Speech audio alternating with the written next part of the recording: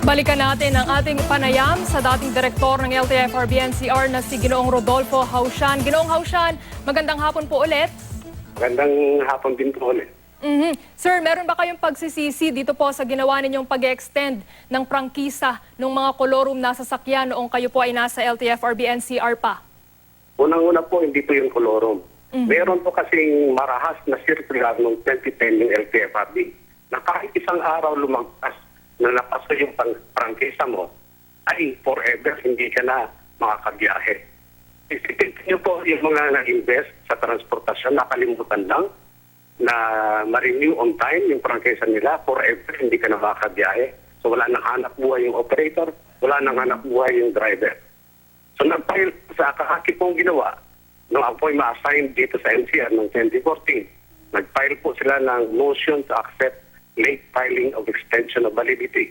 At base po sa merito ng kanilang mga motion, pinayagan ko po yun. Kung sinasabi po nila na yun ay katiwalaan, handa po pong harapin ang kaso na yan.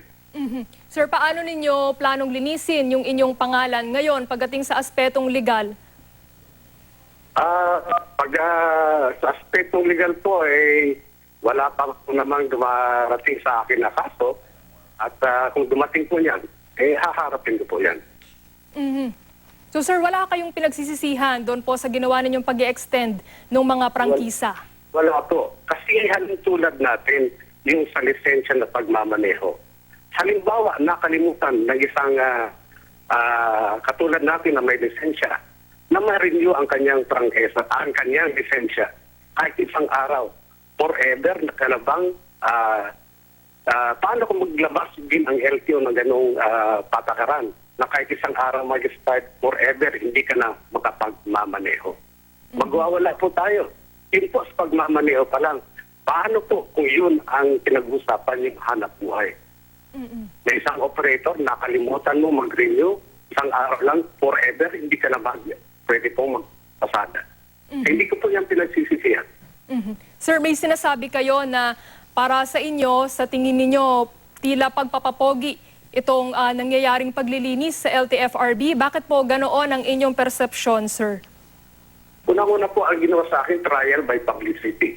Bakit hindi nila ako kinausap? Bakit hindi nila ako kinasuhan?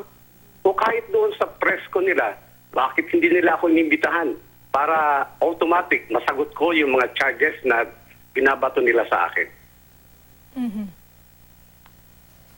Bakit niyo po ulit kailangan i-extend, sir, itong mga prangkisa? Yung pag-extend ba ito, nangailangan ba ito ng extra pang bayad o kaukulang mga fee mula sa ating mga operator at driver, sir? Opo. Pero may kaukulang bayad po yan, may kaukulang penalty. Pero ang uno pong isipin natin, ikaw ay bumili ng sasakyan at may prangkisa. Nung magre-renew ka na, kung dapat na mag-renew ka na, nakalimutan mo lang kahit isang araw. So, ibig sabihin nun, forever ka nang hindi dapat magbiyahe. Ganon po karahas at illogical yung patakaran na pinalabas ng LTFRB noon, noong 2010 pa. Nung ma-realize po nila yan, pinayagan yung jeep. Yung mga jeep naman na na-expired, pinayagan nila mag-renew. Pero similarly situated, yung mga nag-expire din na UB Express at mga taxi. Bakit pinayagan yung jeep? At itong ibang denomination ay hindi. Okay. Maraming salamat po sa inyong oras, Ginoong Rodolfo Hausian, ang dating direktor ng LTFRB-NCR. Maraming salamat din po.